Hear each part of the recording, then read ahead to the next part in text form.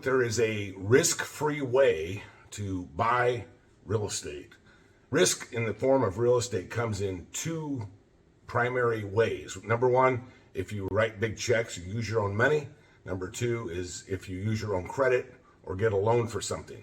If you avoid using your own money and using your own credit when you acquire real estate, now this is for either a homeowner or a real estate investor. If you avoid using your own cash or using your own credit, you will generally avoid about 98% of all the risk in real estate investing or owning of the real estate. Now, can you do that? Can you buy a house with no money down? Can you buy a house without a loan? Absolutely. We do it all the time. I've been doing it for darn near a quarter century. My mentor, Ron LeGrand's done it for over 40 years. This is a very normal way to do it. Unfortunately, it is not common knowledge, and it's not what you see on TV. On these flip this house, flip and flop, all these shows where they rehab properties, it's all done with cash. They buy it with cash or credit. They will then do the rehab with either cash or credit.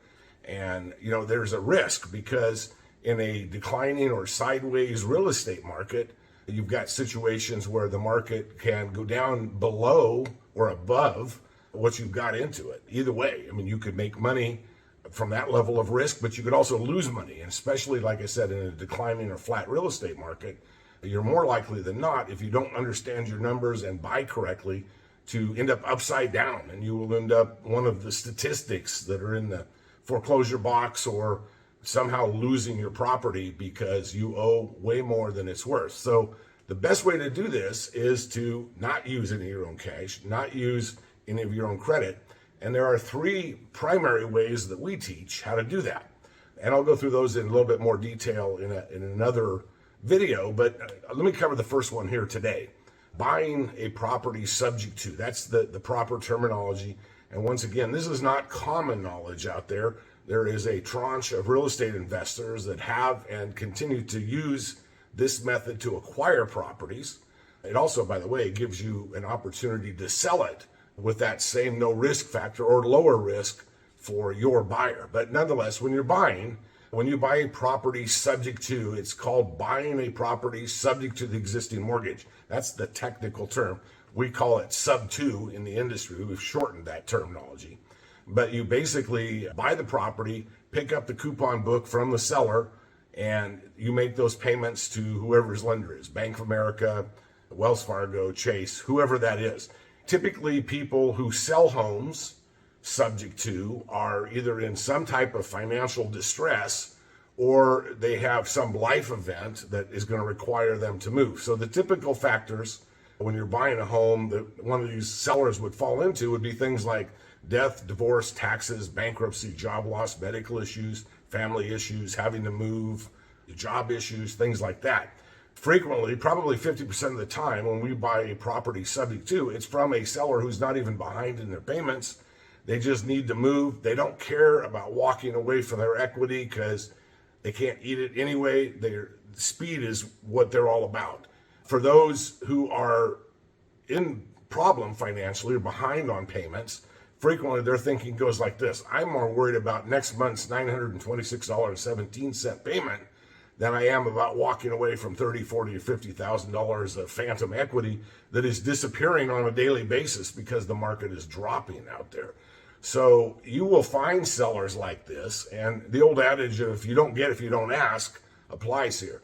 A lot of times these things are foreign to everybody in the marketplace, but they're common. They're so common that there's actually a line on the HUD-1 closing statement that talks about buying subject to, where you will list the amount of the subject to mortgage. Now, there's lots of potential pitfalls if you don't do it right.